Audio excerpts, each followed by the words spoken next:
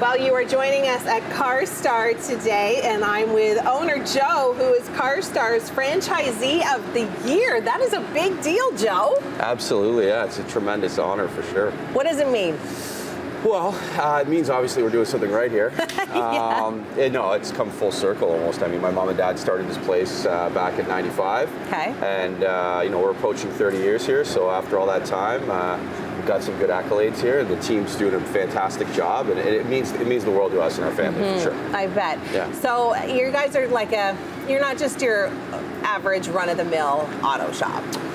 No, absolutely not. Obviously, the challenges in the world today with supply chain issues and whatnot, and I'd say just in general, the industry in itself is there's a tremendous demand and a low supply through insurance work and whatnot. We have to make sure that we're doing everything that we can to be productive and get these cars throughput and fixed safely. 3 locations. That's Yes. a lot on your plate. Yeah, definitely. There's definitely a lot going on. We have 2 here in Ancaster and then 1 in Guelph, so there's no shortage of panic on most days. Okay, and the clean environment is certainly something that you guys strive to maintain. Oh, absolutely, yeah. And we get a lot of help from our vendors in that respect, as just the paint booth in behind here, we use 100% waterborne. Oh, that's an actual little booth in there. Yep, that's a booth, Oh, cool. and we paint the vehicles in there and extracts all the paint fumes through filtration.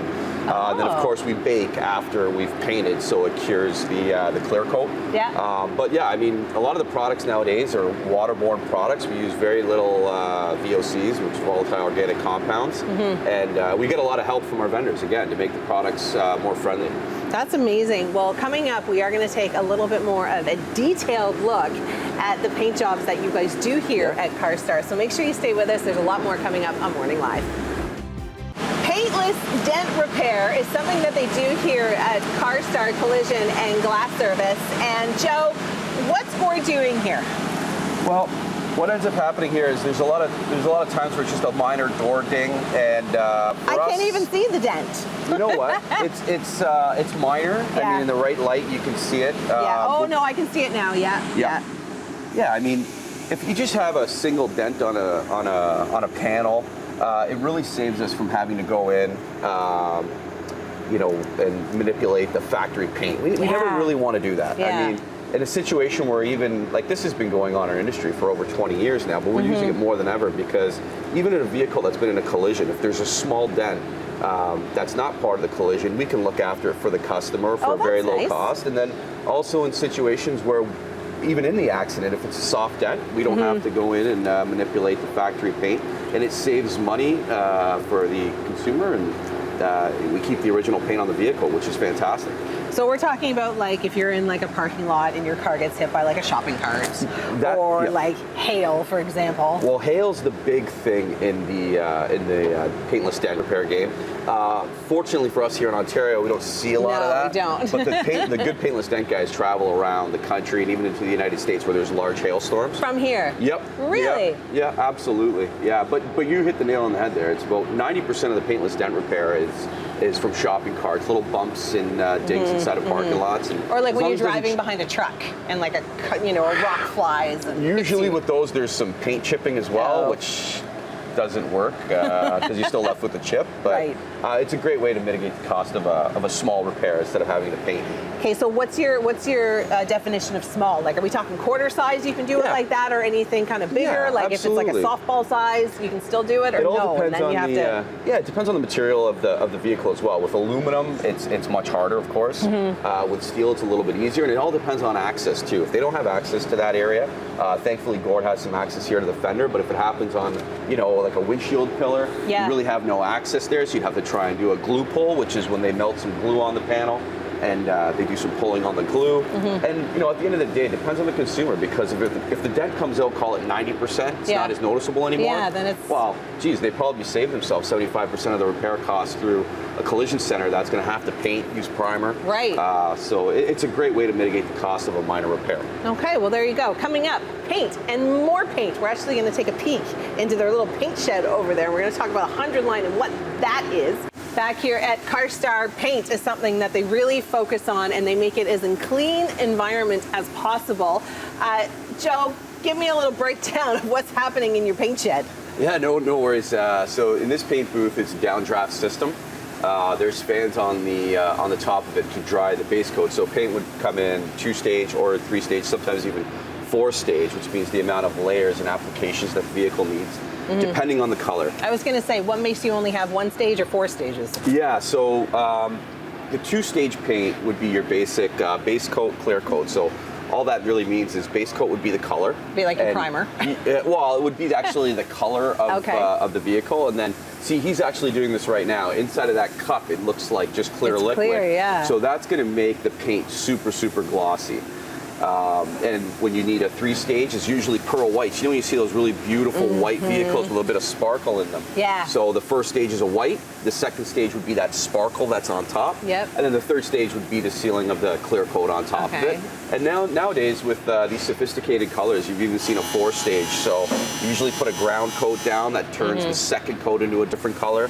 Then the third coat is a pearl coat, and then the fourth coat is the sealer. So I feel like we're seeing a lot of cars that are like matte. So like that matte gray or that matte kind of like racing green. Yeah, you know, seeing a lot of that trend right now. Yeah, so we see actually a lot of that in the more premium or luxury brands. Oh yeah, they're bougie cars. You're not seeing that in a Honda. Right. Yeah, so you know, Mercedes specifically usually uses the term frost, which kind of looks like when you come out of your house and it's frosty on the vehicle. Yeah. It's like a satin kind of color. Tesla's got like cool kind of colors. Tesla's got some really cool stuff for sure. So the sophistication in the paint these days is really changing. This is an interesting color that we're seeing in a lot of brands. Nardo Gray, known by Volkswagen Group, which is now starting to be translated into a lot of other brands, which kind of goes back to the pastel days, but there's a lot of different paints now for sure. What's 100 line? And you guys are the only ones that use it, right? Not anymore, but we were the first in Canada to bring it in, and that's by BASF Glazeret, which is a paint company out of Germany. And 100 line is just the latest sophisticated non-VOC full waterborne paint. So there's no more solvents in them. They're all organic compounds, and it's just way better for the environment, way better for the paint booth itself, the filtration system. And for the people that are actually behind the paint. Yeah, exactly. I mean, to me, it kind of smells a bit like Windex. Like before, you'd walk into the collision center and go, oh my God, you like can it smell stinks in here. Yeah. Whereas now, it's just a completely different smell. You don't even really smell it until you get near the paint system, Wow, I love how he looks like an astronaut. No, he's got fresh air. You can see the mechanism on his back. That's super extracting, full fresh air. Cool. Okay, well, coming up, the future of Carstar and what 2024 is going to bring. So all of that coming up on Morning Live. All right, so Joe and I are talking about how things have gone electrical. I mean, normally when you walk into a body shop, it is super loud. There's a lot of noise going on. You feel like you're going to hear a lot of stuff, but it's very quiet and calm and kind of serene in here. The industry has changed so much in the last 2, 5, 6 years in the advancements on how we actually repair vehicles. We're used to, apprentices and even the age technicians coming in with their hammers and dollies and chains. And that's what I was thinking. Yeah, you know what? I wouldn't say that it's we're not doing anything like that anymore, but the vehicles now are usually, the exteriors of them are made by thin material. If you look at this vehicle here, the reason why Ryan's doing this is because what's going on? He's measuring the structure of the vehicle to make sure that if anything moved, that we can find out now, well before we repair it. What we're seeing now is we're using a lot of electronics and software to research repair procedures. So we'd much rather research how the OEM recommends we repair or replace the vehicle's components rather than your typical estimator wondering if he should repair something or replace something and using his knowledge from the past, which is not wrong, but nowadays the research that we're doing with software is kind of dictated by the OEM to tell us when we need to do things, specifically with calibration. ADAS calibration, all the assisted driver safety. After we finish a vehicle, I mean, that vehicle needs to be checked for recalibrations and usually done by, again, we go back to the OEM. We'd rather the OEM dictate how and when to repair these vehicles. So this is almost like I feel like it's taking an X-ray. of the car. Like it's very medical. You hit the nail on the head right Yeah. now. That's exactly what we're doing. And actually, this process now that Ryan's doing is in triage. So just like when you're in a hospital, we want to check out the severity of the patient at this point and understand what is the severity. Is there structural damage? Is it just cosmetic? Is it internal? That's exactly what I was going to say next. Is it internal? And then of course, once you repair the vehicle, what type of rehab or recalibration does the vehicle need in order for it to perform at its peak? Wow. Yeah, so it's all electronic. Well, that's great. I'd love to see the way that the industry is going because, I mean, it's just as efficient, even more so, for sure.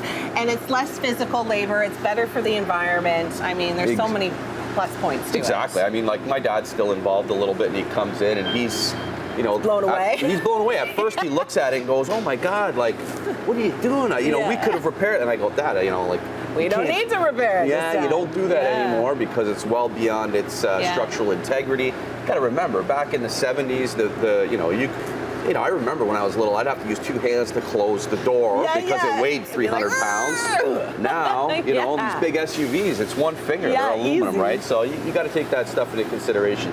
The substrates in all these vehicles are completely different. Okay, if people want to come in, get an appointment, they want to hook up with you, how do they do it?